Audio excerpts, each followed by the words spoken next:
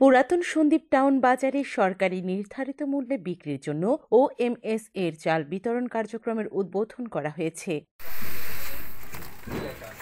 ২৯শে জানুয়ারি বুধবার সকাল ১০টায় সন্দ্বীপ পৌরসভা ৩ নং ওয়ার্ডের জগন্নাথপাড়া এলাকায় এই চাল বিতরণ শুরু হয়েছে। সরকারের নির্দেশনা অনুযায়ী প্রতি কেজি ৩০ টাকা মূল্যে একজন সর্বোচ্চ ৫ কেজি করে চাল ক্রয়ের সুযোগ পাবেন। উক্ত চাল বিতরণ কার্যক্রমের আনুষ্ঠানিক উদ্বোধন করেন সন্দ্বীপ পৌরসভা বিএনপির সদস্য সচিব আবুল বশার জিএস, সন্দ্বীপ পৌরসভার বিএনপি যুগ্ম আহ্বায়ক মাহবুবুল মাওলা শিমুল ও মোহাম্মদ মাইনুদ্দিন। এই সময় অন্যান্যদের মধ্যে উপস্থিত ছিলেন সন্দ্বীপ টাউন জগন্নাথ আখড়া মন্দিরের সাধারণ সম্পাদক মুকুল মজুমদার, পৌরসভা ১ নং ওয়ার্ড বিএনপির সিনিয়র সহসভাপতি আব্দুল কাদির, চট্টগ্রাম উত্তর জেলা স্বেচ্ছাসেবক দলের সদস্য হেমায়েত উল্লাহ, সন্দ্বীপ পৌরসভা ছাত্র দলের আহ্বায়ক মনিরুল ইসলাম, বিএনপি নেতা হুমায়ুন কবির, বিশিষ্ট ব্যবসায়ী কাদের সওদাগর, নাসির সওদাগর, ওয়ার্ড বিএনপি নেতা মোহাম্মদ আফসার, স্বেচ্ছাসেবক দলের নেতা কেফায়েতুল্লাহ, মনিরুল ইসলাম, কামরুল ইসলাম, বাহার কন্ট্রাক্টর এবং ওএমএস চাউল বিক্রয়কারী প্রতিষ্ঠানের ডিলার ৩ নং ওয়ার্ড স্বেচ্ছাসেবক দলের সভাপতি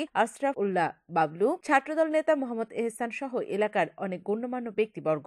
উদ্বোধনী অনুষ্ঠানে ওএমএস চাউল বিক্রয়কারী প্রতিষ্ঠানের পক্ষ হতে জানানো হয়, একদিন সর্বোচ্চ ২০০ উপকারভোগী এই চাল ক্রয় করতে পারবেন। অন্যদিকে চাল নিতে আসা ক্রেতারা ৩০ টাকা দরে নিজের বাড়ির পাশ থেকে চাউল কিনতে পেরে খুবই আনন্দিত। তারা বলেন, ডিজিটাল মেশিনে মেপে আমাদের এই চাল বিতরণ করা হচ্ছে, তবে সপ্তাহে কমপক্ষে ২ দিন এই চাল বিতরণ করলে আমাদের চালের চাহিদা মিটবে এবং প্রায় অর্ধেক টাকা সাশ্রয় হবে। সরকারের এই কার্যক্রম চলমান থাকলে গরিব অসহায় মানুষ খুবই উপকৃত হবেন।